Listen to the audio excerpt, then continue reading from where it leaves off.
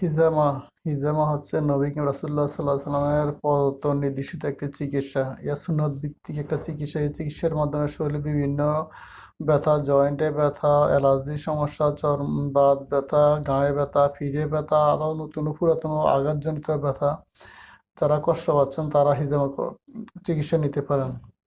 এই ভাইটি আজকে আমার কাছে এসে ওনার মাথার উপরাংশে ব্যথা, সাইডে ব্যথা ও গায়ে ব্যথা।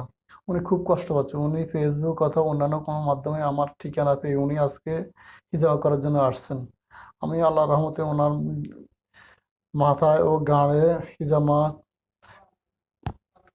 করেছি। এই হিজামা চিকিৎসার মধ্যে আশা করি আল্লাহর রহমতে উনি আরোগ্য লাভ করবেন। আপনারা যারা এই চিকিৎসা নিতে চান আমার এখানে নাম্বার দেওয়া থাকবে, ইনশাল্লাহ সবাই যোগাযোগ করবেন। যোগাযোগের মাধ্যমে ইনশাল্লাহ আপনার চিকিৎসা নিতে পারবেন।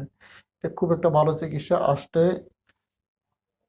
আপনারা এই চিকিৎসা নিতে পারেন। সবার জন্য শুভকামনা। আসসালামু আলাইকুম।